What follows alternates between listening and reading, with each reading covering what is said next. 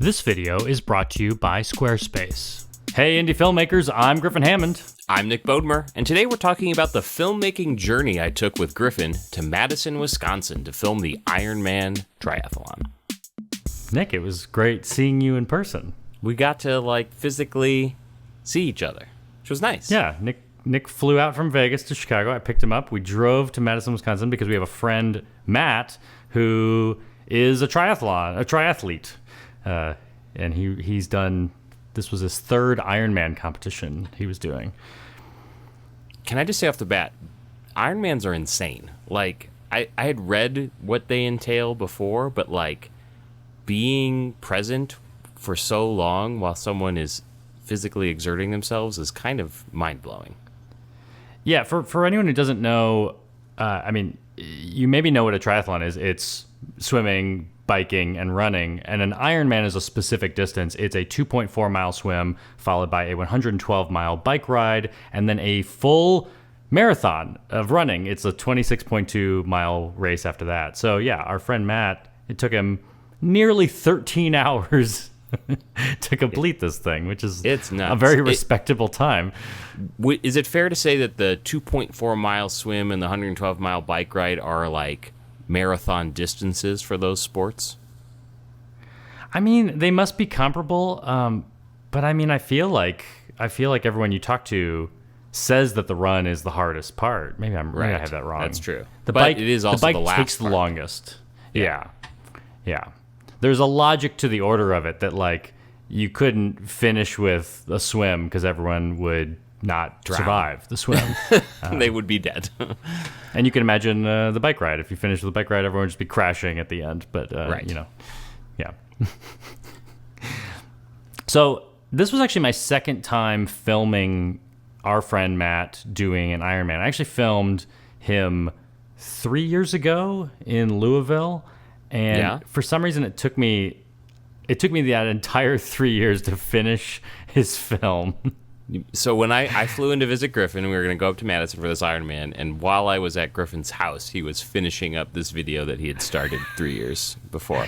And let's be honest, we've all been there, especially on personal projects or things that are not for paying customers. Sometimes they just get bumped to the end of the line, and eventually you forget about them. And but it was a good excuse to bring it back and finish it, right?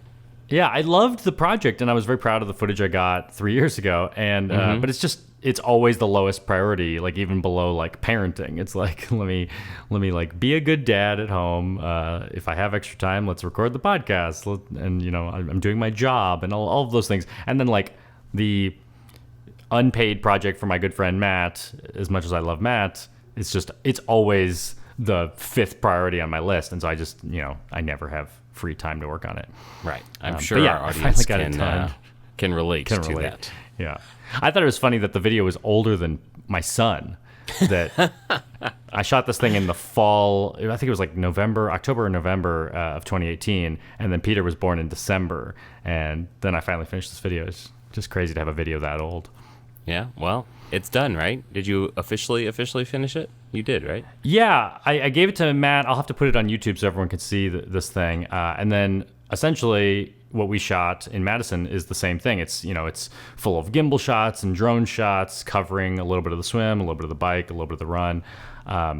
It's still a pretty short film. I think the other one's 7 minutes. So tune in 3 years and you'll finally see what Griffin and I shot together in Madison, Wisconsin. I told Matt I wanted to get this one done much quicker. Hopefully it's weeks, not months or years. We'll see. Maybe this podcast will give you a little push because you could release it so that our fine audience can see what we shot together. Yeah. I know you alluded to, your big takeaway from the day was you can't really understand how much effort. I mean, there's months and months of training to go into an Ironman, but how much effort on that day, just being around it for 13 hours straight is kind of insane. I guess I'm curious, were there any filmmaking surprises for you that, it was easier to track his location than I expected it to be. So, we kind of bounced around all over Madison trying to catch glimpses of him for the video. And timing that was actually not as difficult as I thought. But, of course, your opportunities are limited, right? So looking at the video you made 3 years ago, it's actually pretty impressive how much footage you have, knowing you just have a few moments every couple hours basically to catch them, because they're, biking 112 miles all over the place and running a full marathon, and it's sometimes hard to keep up. Right. Well, and the starting line is difficult because everyone's crowded together, and the thing I always forget is they're all dressed identically. Right. They're all wearing black wetsuits, and I think the men and women wear different color swim caps. Yeah. But, put a swim cap on everyone, and you've practically anonymized them. But you did good. You ran ahead, and you were like, I'm going to go find them in this giant mass of people. And you did. And you waved us over, somehow I got we lucky, came over. And yeah. But then they jump in the water and you instantly lose them. I mean, there's really no way to like film the swim, really. You can. It's get them jumping in the water and then shots of arms splashing, and the swim is over from a videography perspective. And then we went and we got lucky and we found a spot to drone from. I got a few, not super close. I wasn't going to like fly over the swimmers. Obviously that would like break a bunch of rules. But I just wanted to get some shots of the swim with the drone. And then we hopped in the car and tried to find him on the bike ride. And the bike ride and the run are always structured. There's usually loops, like, they're going over such long distances that they have to like double up the course. So I think on the bike, they like take much of the course twice. So you could pick a spot and see someone as many as 2 or 3 times, depending on where you choose. And the run, and all the transition points are downtown. So like every time they finish a loop on the bike, then they come back to downtown and then they start the run. And they head out from downtown, they do a big course, loop back, and the halfway point is back at downtown again, and then they go back out and then they come back in again. So it's like you could stand on one part of the course and you'd see your friend 4 times if you were tracking them properly just on the run. So yeah, it's not hard. I mean, we actually had a relatively leisurely day trying to catch glimpses of him. Have you looked at that drone shot yet that we shot of the swim? I'm curious how that turned out. Oh yeah, no, those look good. And one of the things I liked was, I don't use this a lot, but I have the Mavic 2 Zoom drone, and I don't use the zoom a lot, but every time I do, I remember like, oh, this looks a lot more cinematic. Like, just having like a medium shot instead of an ultra wide shot, which is kind of standard on the drone. Just looks like a real camera. And because I was trying not to get too close and break any rules or fly over any people involved in the race, I was zooming in a little bit to get some shots of the start line, and they look pretty good, I think. That's awesome. And also, from that position, I think I was also able to fly up real high and get a shot of the Capitol. We're in Madison is the state capital of Wisconsin, and so that they have a big Capitol building right in the middle of downtown. It's actually a great downtown. I really enjoyed kind of spending the day there. I thought it was really nice. Yeah, really visually interesting, and the fact that they loop around that Capitol Square several times was helpful because it kind of slows them down to like make this big square around town. So it's it was easy to catch him multiple times. As long as we're talking about the Capitol, I was kind of thinking about this all day, how I was going to get some beautiful drone shots at the Capitol, and I just assumed like there's all this green space around the Capitol, but like there's no posted signs that say no drones, and I couldn't find any regulations. It seems like there's not too many rules in Wisconsin about flying drones. But I just figured with all the cop presence there, like if I try to take off in this little park next to the Capitol, someone is going to tell me, don't do this here. Right. Yeah. So I was kind of like wondering all day, how am I going to get a beautiful shot of the Capitol? And I think it was like halfway through Matt's run, I had a lull because it was like, well, he just came through, I just filmed him. And now I have, I don't know, an hour or 2 or something before I see him again. And so I realized one of the, there's like 8 streets converging on the Capitol. And one of them, they had completely blocked off from traffic. I think they just, because like you couldn't drive into the square anyway. And so one of them, they just completely cordoned off like an entire block. And I realized this is a street that people are not running on, people are not walking on, there's no cars on it, And that's kind of my main concern is like the FAA will give me permission to fly here. We're near an airport, so I have to request permission to fly. Right. I can get that authorization, but technically I'm not supposed to fly over people, so I shouldn't be flying over the course. And so this was just kind of perfect. It was like I'm not on like a park where I know there's often rules about that.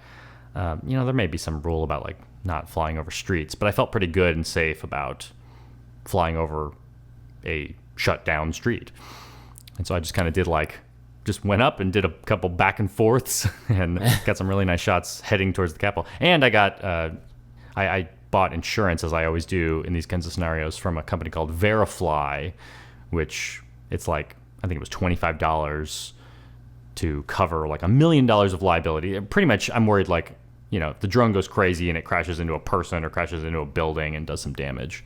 And you basically did both those things kind of live at the moment. So you found a spot, you're like, I'm going to fly, you pull out your phone, and you requested FAA clearance and bought insurance for the 10 minutes you're going to be flying in that spot, all like while you're setting up to fly, basically, right? You didn't have to pre-plan. Yeah, I think I went outside and made sure like it looks like I can fly here.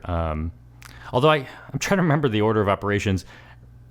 Sometimes DJI has geo fencing, like they have areas where you can't fly, and it'd be real stupid to like get the FAA authorization, pay for the insurance, and then try to launch the drone, and the drone just says like, "Whoa, there's something here. I can't fly here." Yeah, it happened to me once. I was like near an airport, and I did get approval from the FAA, but then for some reason the DJI app wouldn't let me fly there. Well, that was my question. Is there a way to tell the app like, no, I've gotten approval and I've got my certification or whatever, or is it just kind of you're up to the whims of the app?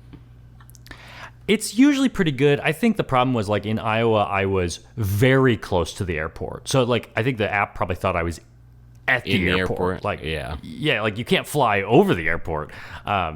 But and here I don't even know exactly where the airport was in Madison. It was far enough away. Usually the way it works is like you can go up to 400 feet is the main FAA rule. But if you're in an airport airspace, they'll start to lower down that ceiling. So it's like it'll be down, in this area it's 300, in this area it's 200 feet max, in this area it's 100 feet max. And the drone I think in Iowa enforces that, right? I don't know. I think it does in some. I mean, you can't count on it to be all the time. But this is I'm just talking about the Lance approval. When I ask the FAA for approval, it's pretty much saying like, if you ask for a number below our ceiling, we will approve it automatically. So they're saying like, in this area it's 300 feet. If you want to ask for 300 feet, we'll just give it to you. And so that was my rule for flying near the Capitol, was just stay under 300 feet and you're good. That's cool. Yeah. So the main, I feel like, signature shot of this piece that I got 3 years ago in Louisville and I wanted to do again was this idea of like capturing Matt at the finish line. Right. Like at full speed alongside him. The problem though is near the finish line, you can't be on the course with the runners because they get funneled into a chute, the finish line chute, and there's barricades and everything. So the best I can do is run like on the sidewalk parallel to him. And so I worked out this thing where I feel like this was kind of like a setup I invented at the last Ironman, was that I was wearing lights on my hat because it's dark by the time he finished the race. It's so long. Right. The sun has gone down. So I need light on my hat to make sure I illuminate him when I'm close. I have a microphone attached to the bottom of my gimbal so that it doesn't affect the balance of the camera. But I would like to get some audio of Matt, like before I get split off with the shoot. I want to be able to like interview him or hear him commenting on his run near the end. Yeah. And then I'm using the gimbal, and I find that, I mean, this is always the case with gimbals. The faster you move on a gimbal, the more impressive it looks, because I think audiences are trained to be like, at this speed, it should look crazy shaky. Shaky, yeah. So even though it still is shaky, it's like when you're sprinting with a gimbal, it looks really cool because you're like, it just looks a lot smoother than it's supposed to. And I'm fortunate that like Matt's a fast runner, but if you've just been working Just done an Ironman. You're not running you're at full 12 and a speed? half hours into a race. I don't know what his pace was at that point. It might have been like a 9-minute mile or something. I can sprint a 6-minute mile. So I can easily, even with a backpack and a gimbal, I can keep up with his final finish line pace. And I think that makes for a really cool shot. I don't know that I could have kept up with his pace, even for the short amount of time you did it. I'm not. Well, I'm not the there was that speediest. There was that one moment that you jumped into the race. That's true, and I bailed out made for real a cool fast. shot. Yeah. I started to like that. That's where I felt like I was kind of showing off to myself. I was like behind Matt, and you jumped in, and I thought I'm fast enough that I can do like a tracking shot where I come around to the front and get both Matt and Nick's faces. And I thought, like, this will be great. I'll come around and Nick will like keep running. The moment I came around, you're like, all right, out. I did. It wasn't because I was winded. It was mainly because I felt like I wasn't supposed to be running on the course alongside him. But I wanted to give him you definitely don't want to be encouragement, getting in people's way. I will say, so right, I guess it was not long before that moment when we jumped onto the course. We caught Matt when he came from the transition from bike to run.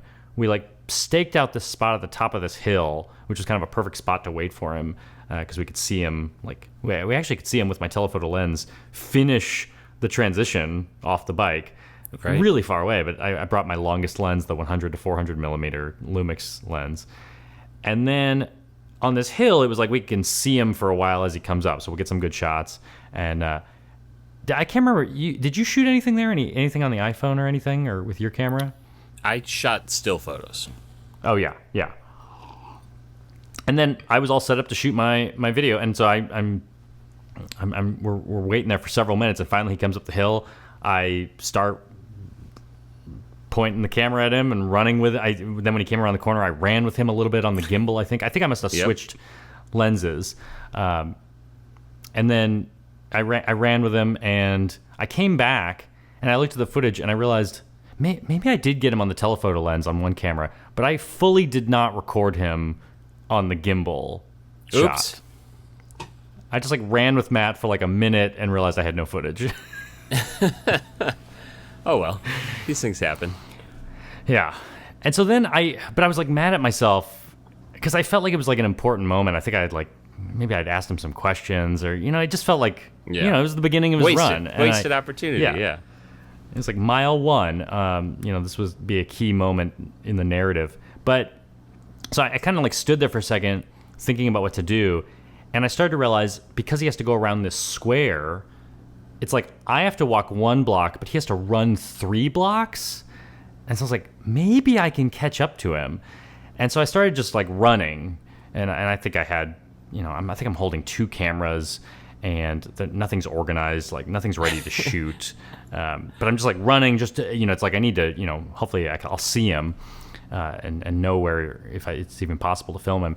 And so I'm running, and eventually, like halfway there, I stop and I start walking, and I'm just like, this is crazy. Like I'm not even ready to shoot. And so but then I thought, no, maybe I can still make it. So I kind of like put down my backpack and I put one of the cameras in the backpack because I was like, I'm not ready to run with him. Like if he shows up, I have too much stuff in my hands. So I tried to reorganize myself real quick, and then I continued to jog down the street.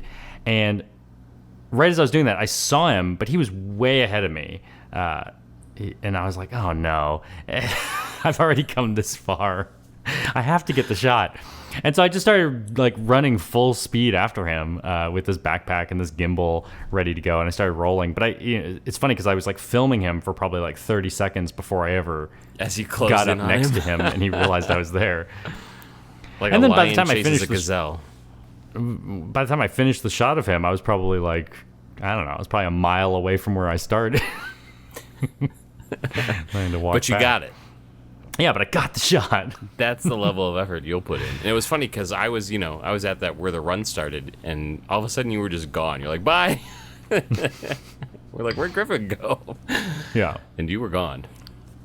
Well, I'm glad I do have a lot of fun at the Ironman because I feel like it's like a unique combination of my skill sets that like I am a runner, I have the equipment, like there's not there's a lot of people running around with like little GoPro gimbals and stuff, but I didn't see a ton of people with like gimbals and full-on gimbals, full-size cameras. Yeah. It was fun for me to get to play assistant again. We haven't done that really in a long time. What, Sriracha maybe was the last time I kind of helped you film stuff? Yeah. It was a fun day. Well, and the key moment that you got, that the day before we scouted out the finish line and we thought, we'll give Nick the telephoto camera and he'll get the shot that's impossible for me to get. I'm going to be running at the end with the gimbal.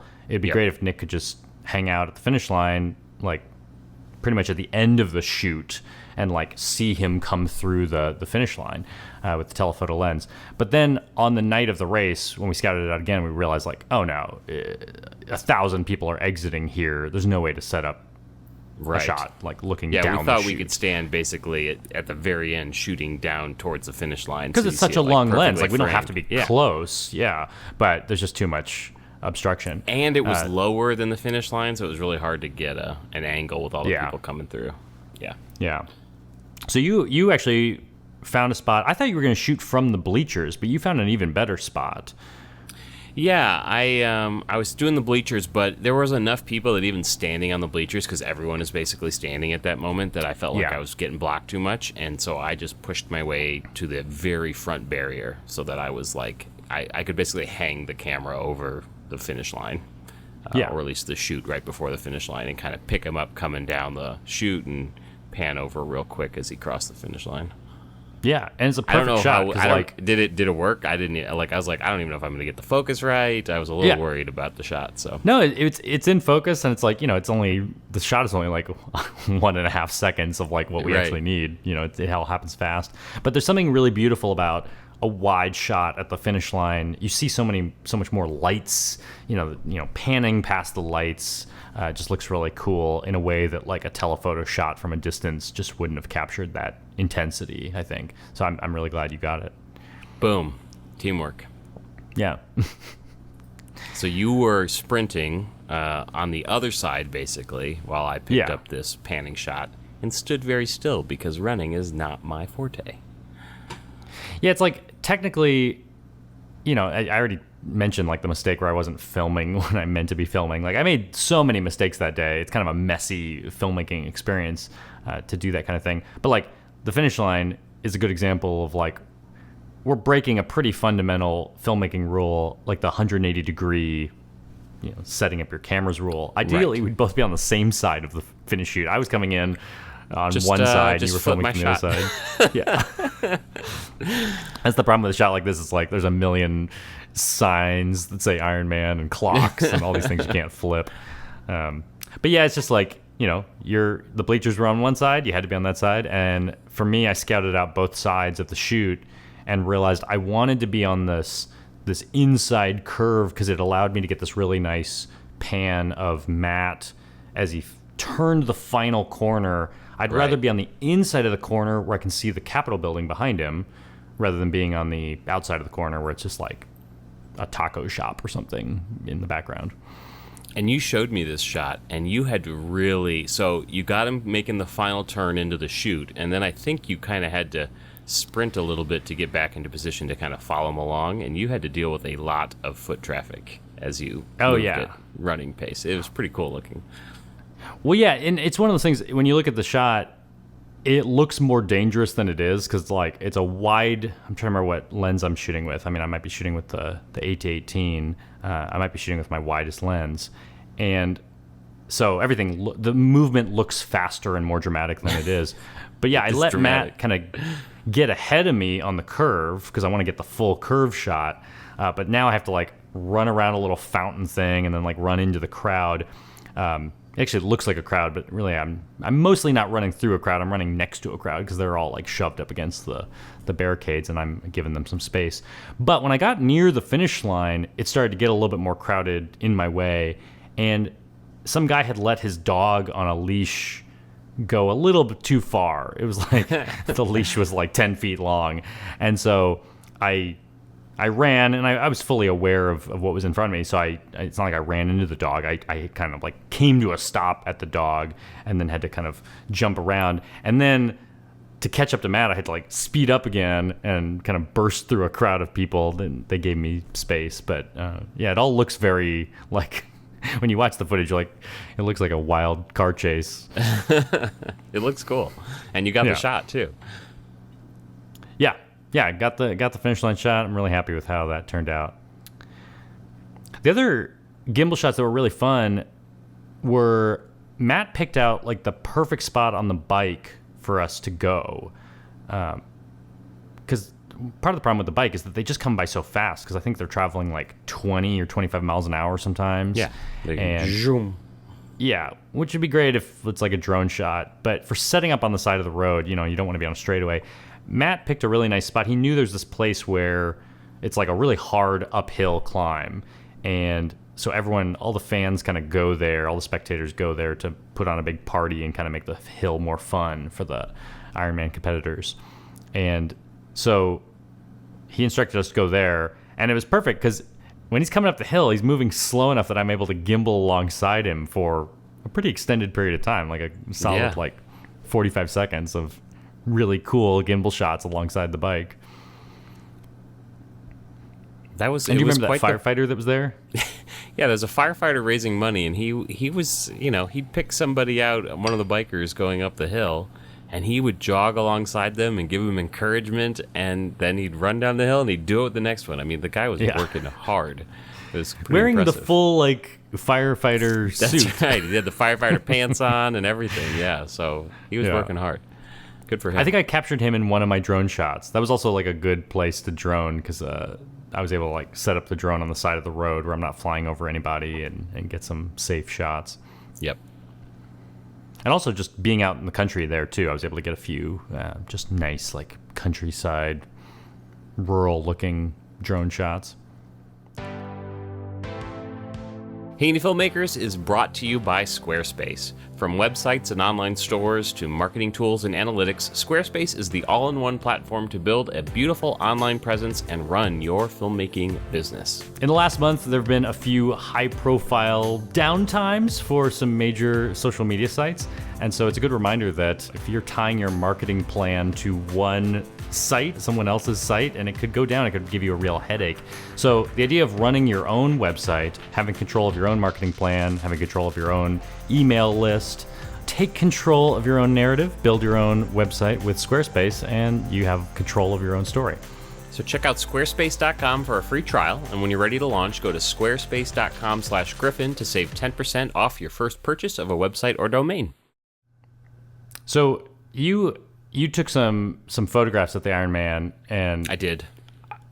I mean, I love the video that I get at these things, but like Matt did a sprint triathlon a few months back, and I decided not to shoot video. I just decided to shoot photos with the long telephoto lens and a few with my portrait, like 25 millimeter lens. And they came out wonderfully, and I was done so quickly. A lot less work, yeah. I got home from the trip, and I threw some quick edits on them and flagged the ones that were halfway decent and put them in a text message, and I'm done. I'm done with the project. Yeah. You, how are you? Are you done with the project? No, 2 years, 9 months. How many days to go? I'm hoping it's like a month left. I'm hoping that I can. I've probably edited half of it. I actually edited some of it on the same day. Luckily, our hotel was right downtown, right in that square that the runners kept coming through several times. And so a few times during the day, I just thought, it'd be smart for me to go up to the hotel room, dump this footage so it's backed up in case I were to break a camera or something. And while I was doing that, I would sync up some audio, load some shots in. I went ahead and exported a few shots like, the biking shot is pretty cool on the gimbal, or this moment where Matt started the run and I talked to him. That's kind of cool. So I threw a few things on Vimeo just as private links for them, which is nice that they have something to look at, on the same day. I had that to them the same day. That's awesome. Kind of like what I did with the photos in the sprint triathlon.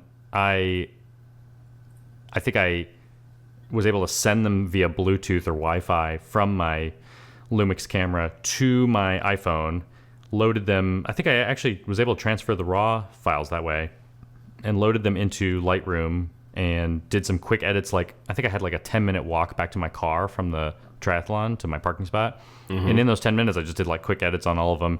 And I think I had them all sent off to Matt before I even got in the car. So it was like my deliverables for that day were done. And that was good. Before you got to your vehicle. That's awesome. Yeah.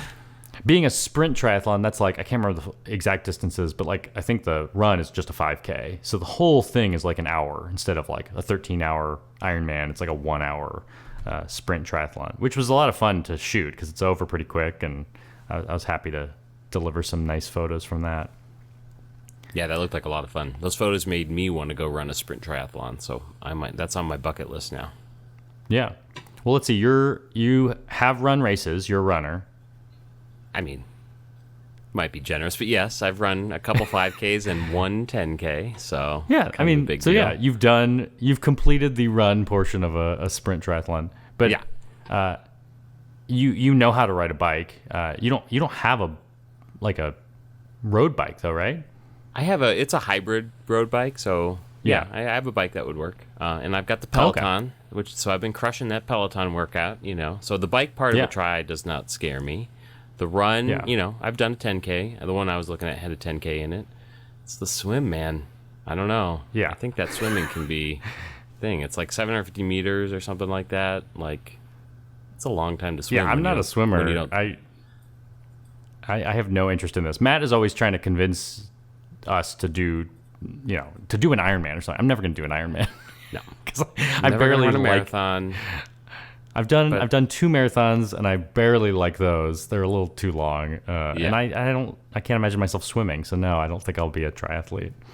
I could see training just enough to not drown, and because I have no desire to like compete in one of these in terms of like trying to be top of my age group or something, but just completing one would be cool. So yeah, well, and to your point, like a sprint triathlon, the swim is probably not all that difficult. Like you could do it poorly and it'd be fine. Like I talked to some people and they said you could do the whole thing right now except for the swim.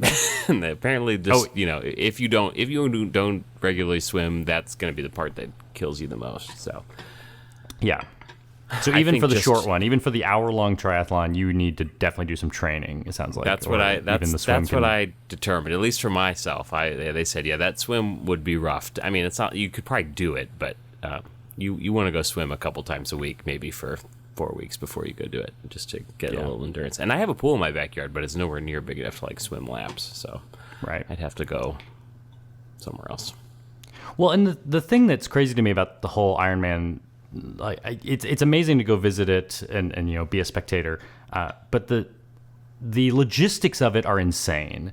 The idea that you have to get a bike, not just a bike to the start line, but you have to all these supplies and different shoes and then you have to like get them all out of there. I mean, it's just every transition is a whole logistical feat to figure out how to bring the right things onto your bike and then onto your run.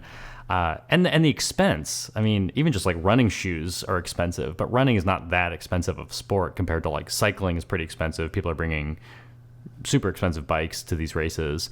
You just figure like registration fee plus bicycle plus everything you're doing. Yeah. This is a really, I mean, triathlons have to be like one of the most expensive sports you could be involved in, right? You would think so, yeah. You would think so.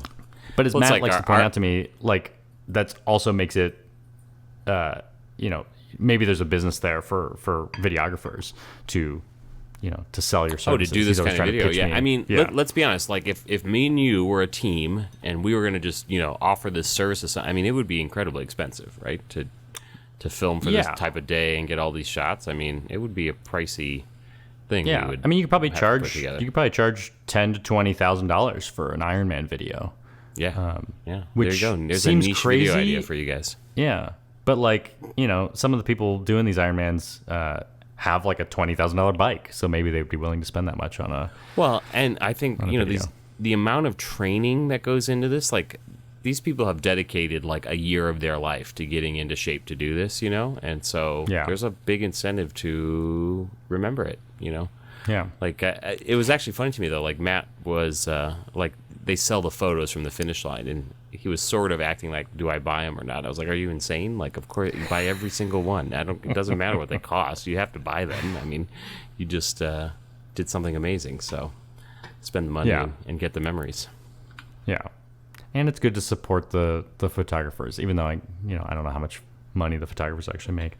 I do like not doing this for money for Matt, because I don't think I would like the pressure of doing it. Oh yeah, for someone for money. You miss the shot, right? And then you got to go run 2 miles and catch up and try and get it again. Yeah. Well, it reminds me of the hustle of wedding videos that like, you make mistakes. I mean, I make mistakes on every project still, even though I'm a professional. I've been doing this so long. I still make a million mistakes, like somehow not recording Matt, like double pressing the record button. I do that all the time.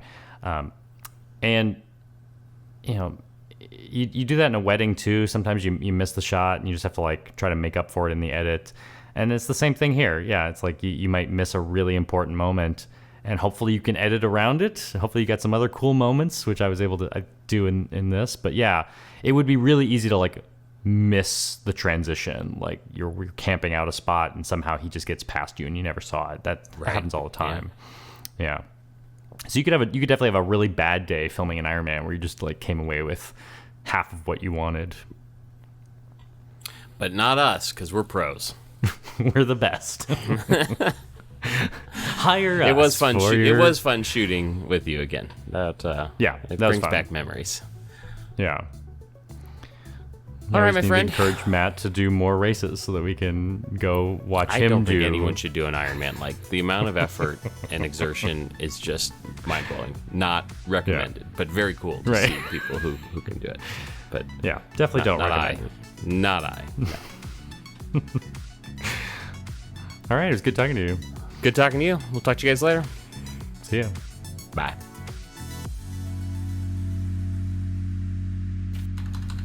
Is Ironman capitalized like that? It's actually like all caps. It doesn't matter. People can't hear your capitalization.